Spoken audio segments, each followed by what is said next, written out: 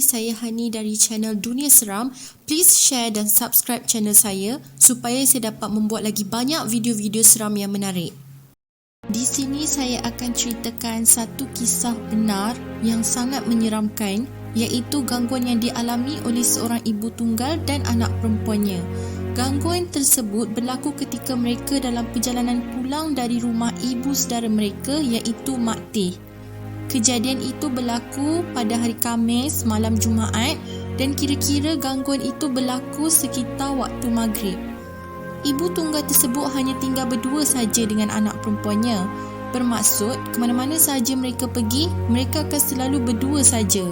Jadi, mari kita dengarkan apa sebenarnya kisah yang berlaku.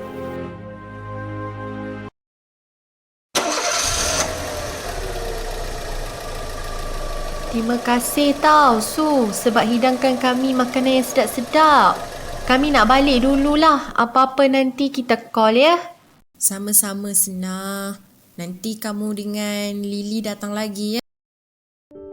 Sena dan anak perempuannya Lily sudah beredar dari rumah Mak Teh. Pada ketika itu, jam sudah menunjukkan pukul 7 petang dan mereka mula masuk ke jalan kampung. Ketika itu, suasana di jalan tersebut semakin sunyi. Dah tak banyak kereta yang lalu. Hari pun dah makin gelap. Burung-burung mula berkicauan.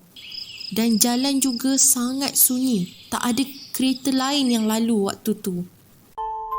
Tiba-tiba, Lily terdengar bunyi sesuatu yang pelik, seperti sesuatu yang jatuh dari atas bumbung kereta.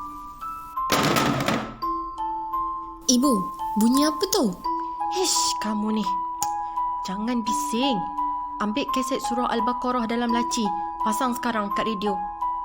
Lalu Lily pun terus mengambil kaset surah Al-Baqarah dan dipasangkannya.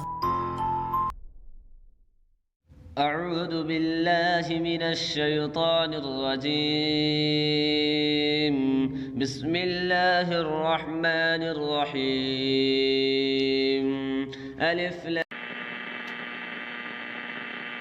Kenapa dengan kaset ni?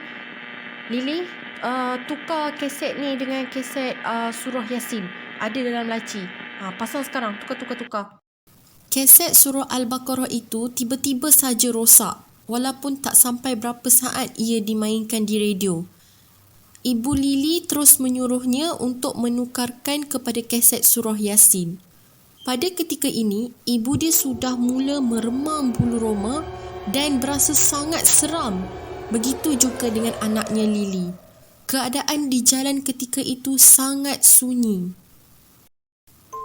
Apabila mereka memasuki kawasan perkuburan Cina, tiba-tiba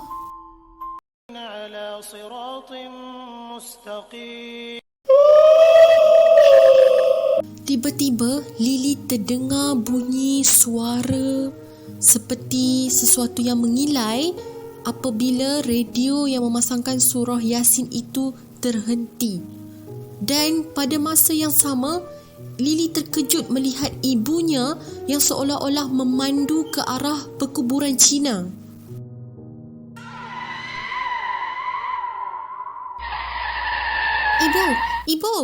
Ibu drive melelong ni. Ibu terlelap ke? Bangun, Ibu. Lily terkejut melihat keadaan ibu dia seolah-olah dipukau dan matanya tertutup. Tak sedar, tetapi matanya langsung tidak berkelip dan dia memandu ke arah kubur Cina itu. Dan disebabkan itu, Lily terpaksa memegang steering untuk mengalihkan arah kereta kepada jalan raya. Sambil itu, Lily mula membaca ayat kursi. Lily, kamu okey tak ni?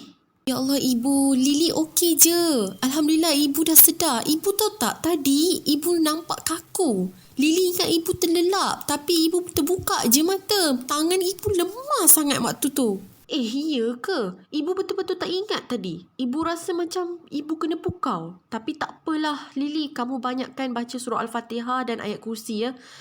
Ni Lily, kenapa tak pasang surah Yasin lagi ni? Kan ibu dah suruh pasang. Tak ibu, masalahnya Lily dah pasang dah surah Yasin tu tadi. Surah tu terhenti macam tu je. Lily pun tak tahu kenapa. Tapi memang Lily rasa tak sedap hati. Kita ni tak tahu bila nak sampai, dengan kereta tak ada, dengan sunyi, dengan gelap. Macam mana ni ibu? Lily rasa takut lah ibu. Lily rasa macam seram-seram je sekarang ni. Senah dan Lily berasa sangat seram dan takut kerana mereka tahu mereka sedang diganggu oleh makhluk halus.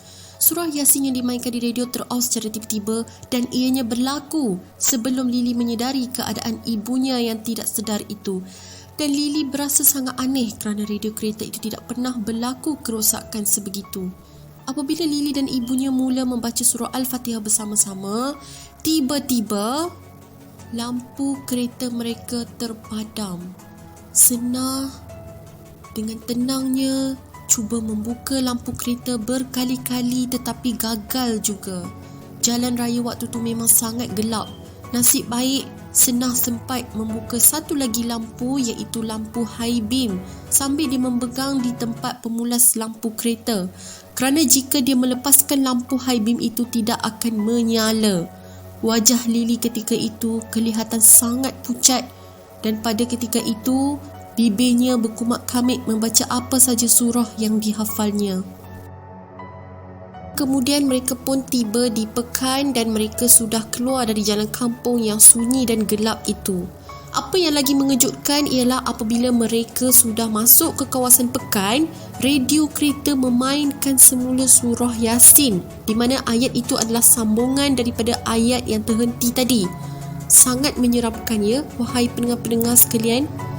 Bukan itu sahaja, malah lampu kereta juga tiba-tiba sahaja menyala seperti biasa.